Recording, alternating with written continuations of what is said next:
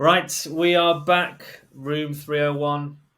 And today we're going to be talking all about humanising your brand. I've got a very special guest, I've got Caroline Smith from We Are Smudged. Good afternoon, Caroline. How are you? Good afternoon. I'm good, thank No you. And thank you for problem inviting at me. all. So, tell us more. Tell us about yourself.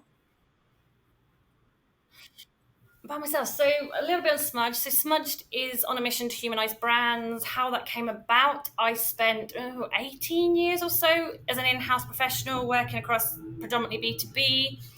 And one of the things I picked up in my time doing that is the element of the people part of it. Business seems to have not all of them, but a lot of them seems to forget that there's Yeah. still a person in the transaction, and people buy from emotional reasons. So I kind of thought I wanted to help them do it and help them understand how to do it and help them understand how to make that a Sounds thing. good. And I love the fact that you've got a very, very specific mission. I know we spoke about 2 weeks ago, didn't we? And I said the same thing then. You were very clear in what you were intending to do at Smudge, which I think is great. And surprisingly, I don't think a lot of businesses can say that. So, no, really, really good. So, marketing from the inside out. It's a bit of a slogan of yours, isn't it? Yeah. Yes, it's what we talk about. So there are many of us around, with two of us talking now, and do fantastic things. There's some amazing campaigns. I mean, Yeah. we could have a podcast just talking about all the amazing campaigns that are out there now. I'm a big fan of the Barbie campaign.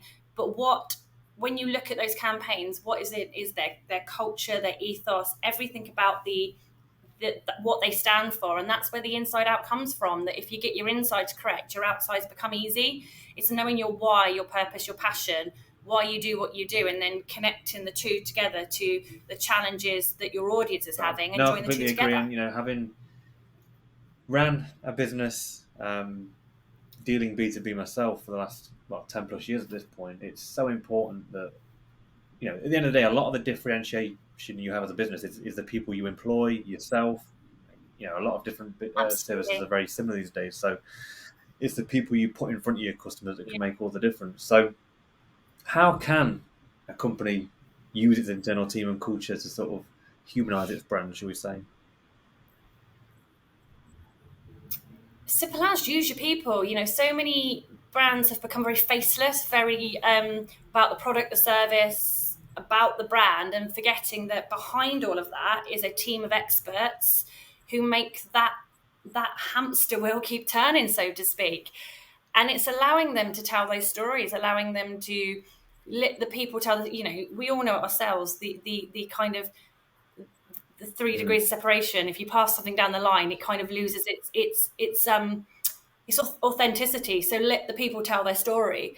Um, make it engaging, make it including, and then just involving them. Show the case studies of the people of why they do what they do, and what's integral to the business, and it will look after And itself, I how does that suppose, is the work best way in to put sort of it. practical terms? So think from a marketing point of view, which is obviously what we do day in, day out. How does Mm. that work from a practical point of view? How would a humanized paid social campaign, for example, look? Good question. Content. So thought leadership, but a lot of businesses go for this faceless from the point of view of, for me as an example, from Smudged. Well, actually, Yep. someone in there is the expert that wrote that, put the name to the article, put the name to the campaign. If you're doing video, put real people on it.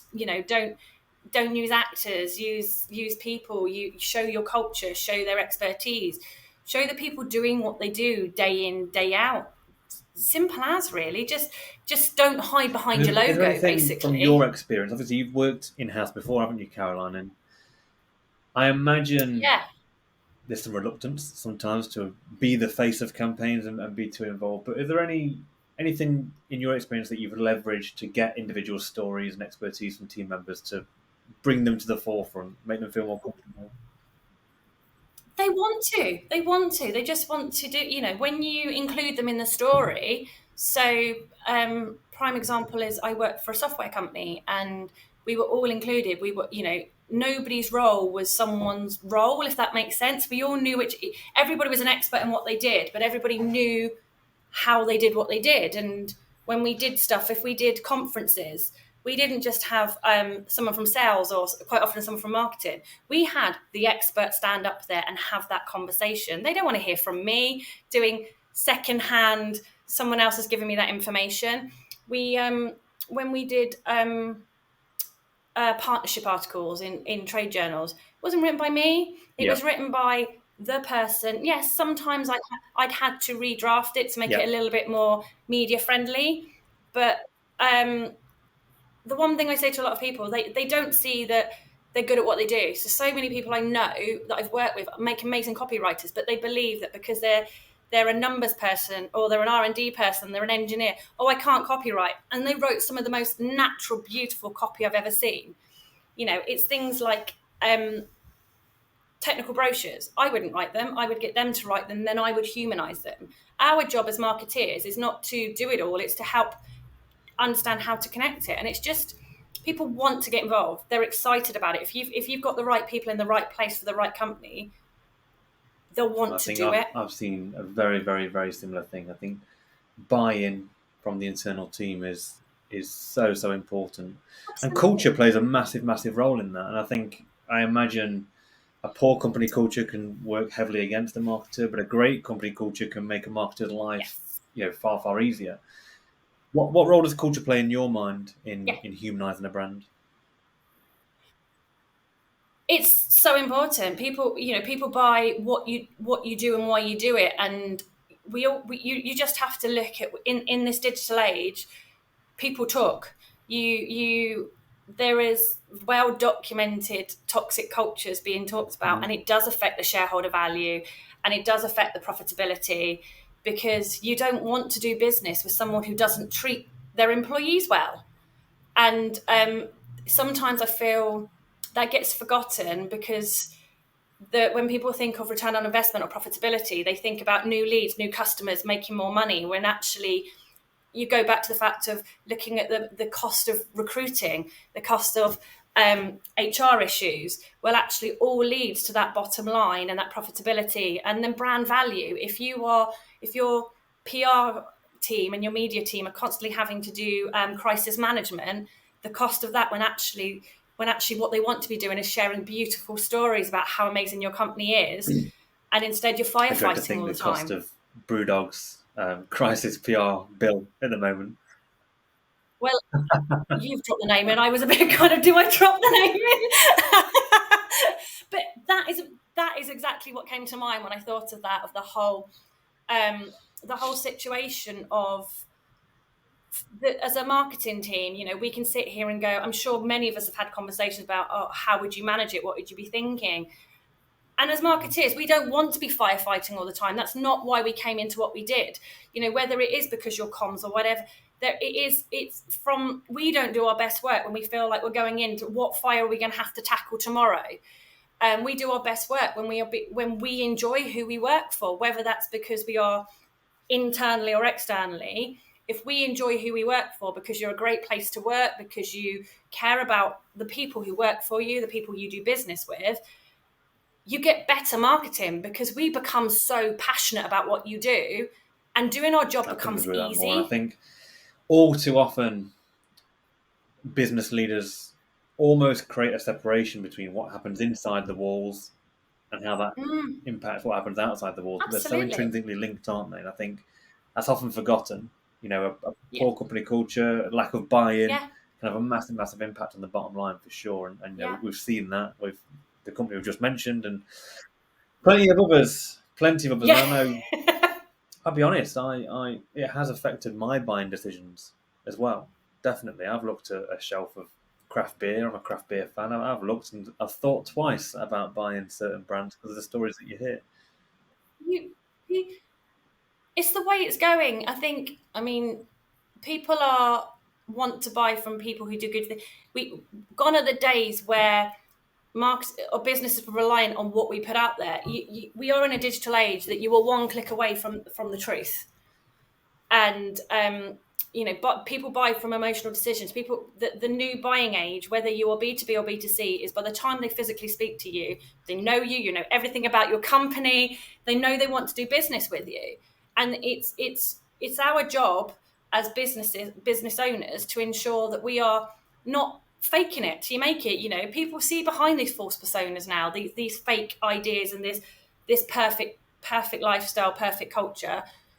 We've got to live it. We've got to move forward with integrity and authenticity, and not just see them as brand washing words that are thrown around. They're being thrown around for a reason, and we need 100%. to be listening. 100%. So putting ourselves in the shoes of your Mm-hmm. average marketing director or marketing manager who's got a team and responsible to the Yes. stakeholders for marketing results, and they know the importance of a great culture and a great internal team, and that collaboration. How would you, if you were in those shoes, and I think you have been at one point in life, how would you foster that collaboration? Any practical tips on that?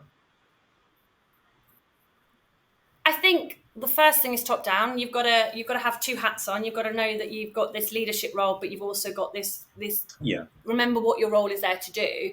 So almost remember that you become the key point between the two sides of the business. So it's lead by example. If anything, marketing, whatever it is, whoever is the most senior position in that, you have to beat that drum. You have to embed it. And as an in-house person, I'm sure a lot of us can experience the fact that some days it feels like it's a hard drum you have to beat. But you've got to keep beating it, because then everybody else buys into it. You have to be everywhere. You have to be the eyes, the ears. You have to be the voice of the pros and the cons. You have to have those difficult conversations. You have to be in both directions, and that's, I think, for me, is the biggest thing. It's behind the scenes, and just kind of be the face, be the voice internally makes to sense. create Now, it. in turn, you would hope would breed advocates of the brand. Um, Absolutely. You've got to. I think the biggest thing is make it real as well, because you sometimes get those M&S cultures unintentionally. So it can't be forced. You've got to. And I think that's where the eyes and ears. If you're seen to be listening to, this is quite the famous NASA case study, isn't it? The janitor who put I put men on the moon. If you think like that, but also listen to them and understand what every role does, what every customer. When I was in house, I went to sales meetings. I regularly spoke to clients. I wanted to hear what's going on. I used to sit in the canteen and I wanted to hear the conversations that were going on from our manufacturing team. I wanted to hear the truth. I wanted to, I would ask those difficult questions of, I wanted to yeah, understand what they knew, what they didn't know, what they were frustrated about.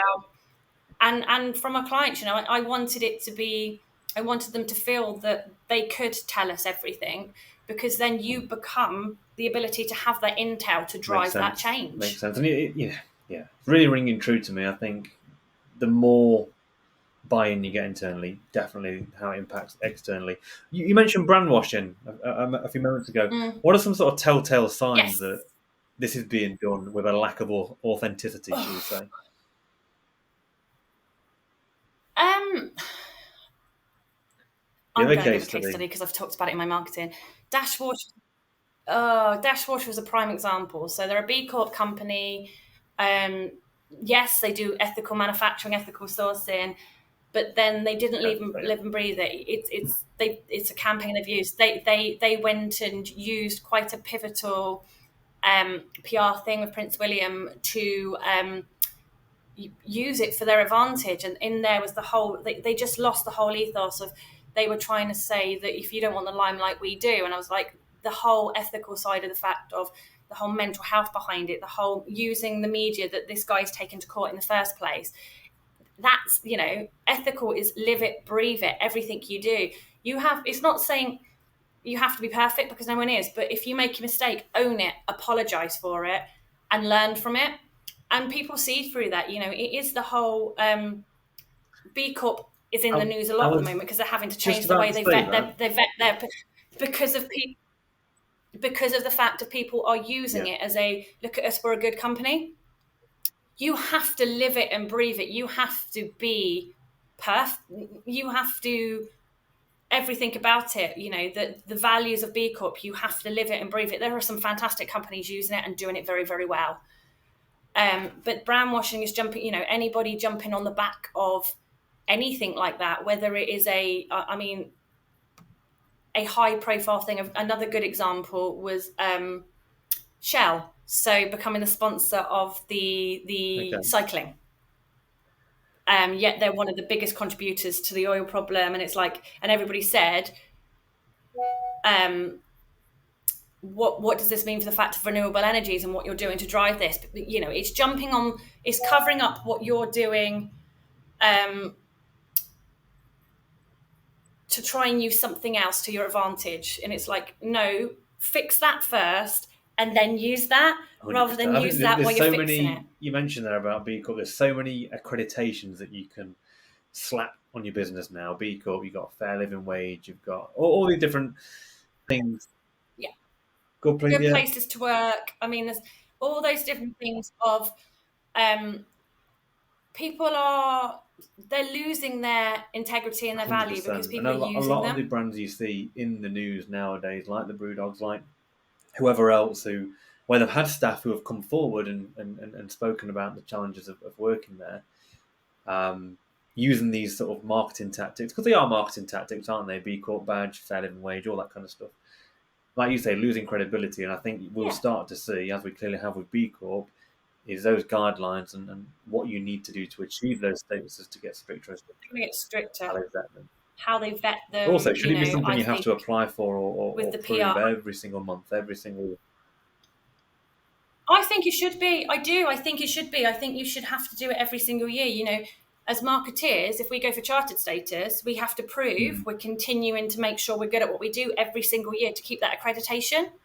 You know, that there is a commitment to our ongoing learning and development to keep our chartered accreditation. So if you want to keep that accreditation, you have to keep annually proving why you are absolutely. committed to it. So, on the contrary, what are some brands that are doing this well? Yes. Oh, we're doing it well.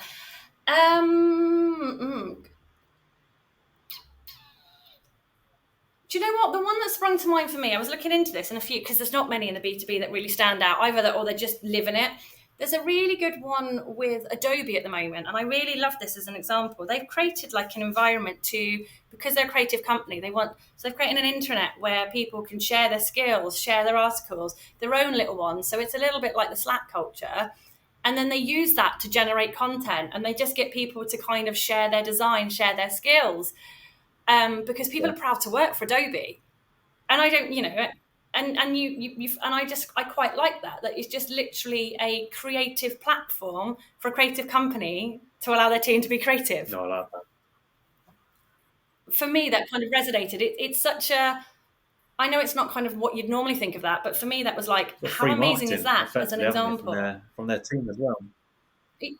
Yeah, I mean, yeah, I'm sure there's rules and regulations behind it, but it is the kind of, um, I think for me, that's what I love about it is everybody gets an opportunity. You know, when I worked in a manufacturing company, what I loved about that was everybody had a voice. If we could see an area to improve the business, it didn't matter if it was your department or not. Your voice was welcomed. Your voice was encouraged. How we can improve things in the business, and that's what people want. They want to be able to feel that they're not just a number that turns up every day. You know, that you just have to hear that the quiet quitting. It's people who are feeling like just turn up and do your job. Um, I think there's a lot going on transitioning at the moment that people are beginning to realise that um, the modern employee Yeah. wants to feel like they add value. They you know that I'm not saying all of them, but there are people. The way people work has changed. It's not the way people buy has changed, but the whole environment is.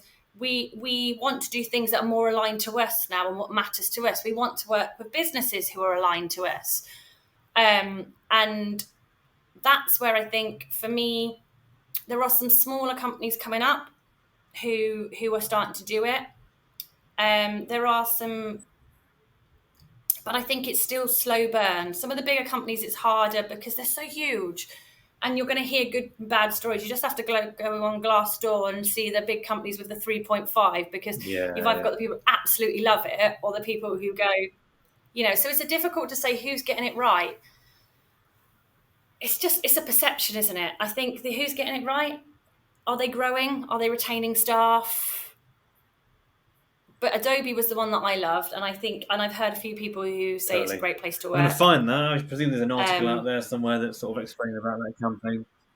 yeah. I want to say, I think it was called something like Adobe Light. Let me have a quick look. I did write some notes on it.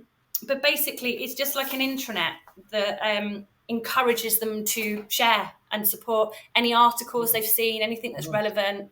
I Very loved it. feel good. I thought, what an amazing idea because it's a huge, Very feel good. yeah. So, okay, we've Hmm. back in Mr. Marketing Director or Mrs. Marketing Director's shoes.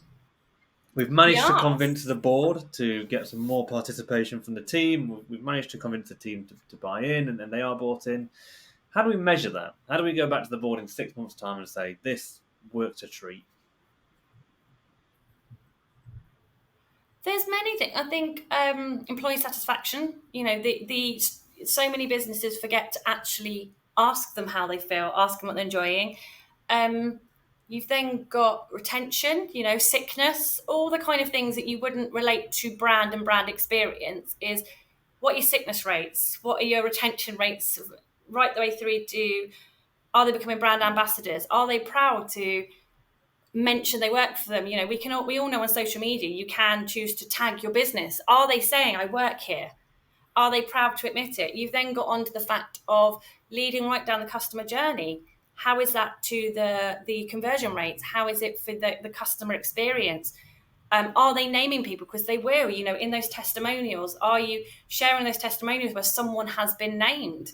In the end, it will. The biggest thing is it might not be instant, but you'll see it Is in that your is that is profits. that really the bottom line? The bottom line is the metrics which we typically measure internally and externally. So anything from sales to marketing campaigns It metrics is. to staff turnover and all that kind of stuff all remains the same, but we measure with and without. It's got to be. We as marketeers like to measure on success of our campaigns of sometimes on vanity metrics because we want to rub our ego. But the truth is, if it is not leading to let's be, they're not always a financial goal, but at the end of it, if your goal is recruit more people, enter a new market, the end goal is because you want to make more money. You need staff to be able to serve it better because you want to make more money. You want to make more money because you want to invest it back in the business. But in the end, unfortunately, even if you want to be a purposeful business, you still Yeah, need money to continue that. So it's interesting what you just it said there is down about to the bottom line. recruit more people as a marketing goal. You'll notice that the way people market for recruitment is probably the way they ought to market to customers as well. So there's a lot of faces, a lot of happy people. There's a lot of what it's like to work here, what we do differently. We do this for charity. We do that for charity. All the stuff you'd want to promote as an employer. That Maybe 10 years ago, an average buyer would not care about that kind of stuff, but they do now. So maybe there's something in, recruitment marketing you see campaigns and how that can you translate. see it in a lot. Yeah. There are businesses doing it now. They are doing it. The whole, you look at Admiral in the insurance, a lot of their Mm. videos is real people, or you see businesses having real clients showing the difference. um No, it's fine. Sorry with As long as it's not for the you. um and that's the whole the bit. We hearts and minds, we love that kind of. It's the people who show they understand their audience. You've um and that's the whole gist of it, really. It's the you are spot on with it, but I think your recruitment marketing actually plays a part into your sales based marketing anyway. 100%. And is there any risks of doing this at all? Of course there is. There's risks in everything you do. I think it is the controlling it, you are asking people Yeah. internally to be a voice. There is a risk of, you just have to look at glass doors. There are a risk of, you empower people to use their voice and they will. But that's where you go back to lead from example, where good guidelines, where if everybody understands the mission, the vision, the value, the story, and are all recruited because they have bought into the bigger picture, you're mitigating the risk. And it does go back to, again, what we said about recruitment marketing and seeing it as all as a value-based exercise about culture and recruit for fit, train for skill. Because if you've got those right people in post, you won't be worrying about what they're saying, because they are Yeah. absolutely, Yeah. they're Values ambassadors of what you align, do. behaviors align, everything falls into place. Absolutely. So, what are your best practices? What are your tips to communicate all this to B2B customers? A humanized brand.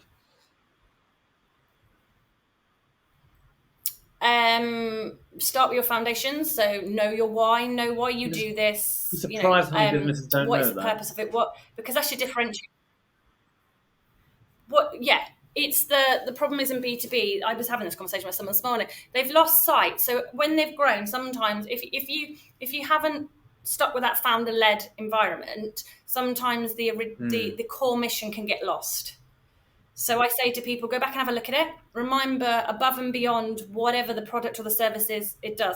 Why was it created in the first place? What is it there to do?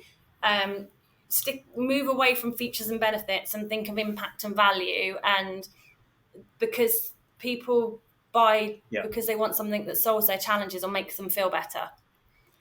So go back and have a look at that.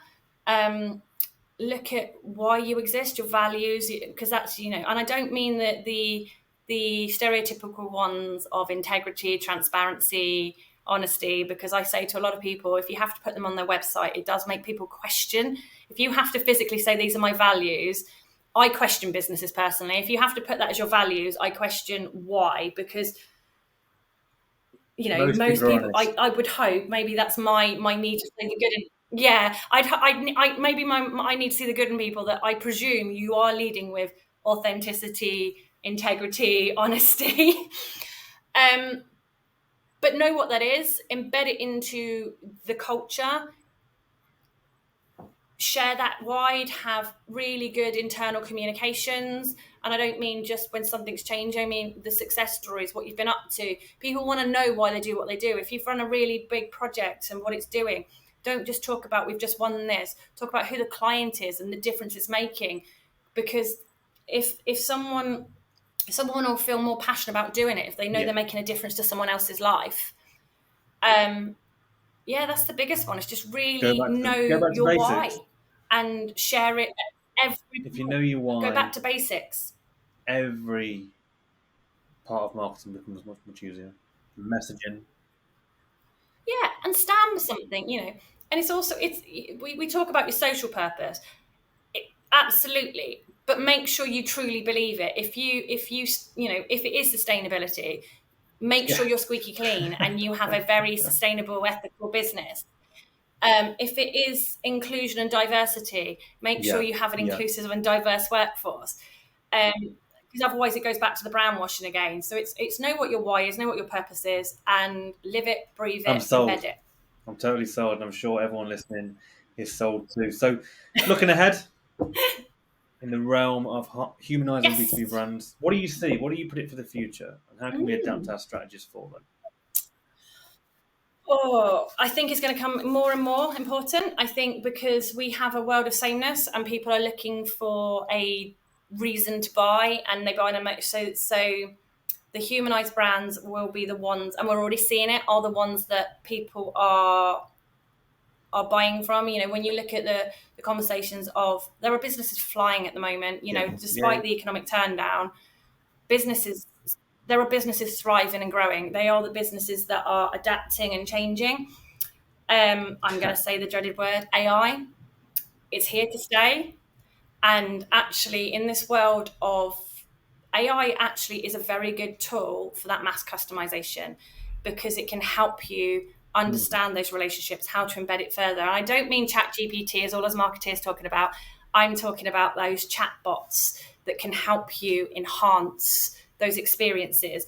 I'm talking about those automations that can enhance those relationships and those experiences. The gamification that, how can you get people's buy-in to the brand internally? Don't kill your employees by death by PowerPoint. Have interactive ways that they can share and contribute and get involved. So yeah, it's your whole tech for good. That's the biggest thing. We need to stop seeing AI as it's going to take our jobs and see it as AI is going to make what we do and those brand experiences and those relationships we want to build And that is better. quite possibly one of the best descriptions of AI I've had. And there are a lot of, people are fearful of their jobs, but if you look on the side of optimism, there's lots of opportunity as well. And I think what you've just said there is great. AI's been around for years. 100%. AI's been around for years. It's just because it's more I in our agree. faces. I agree. Well, look, I really appreciate your time. Any parting words?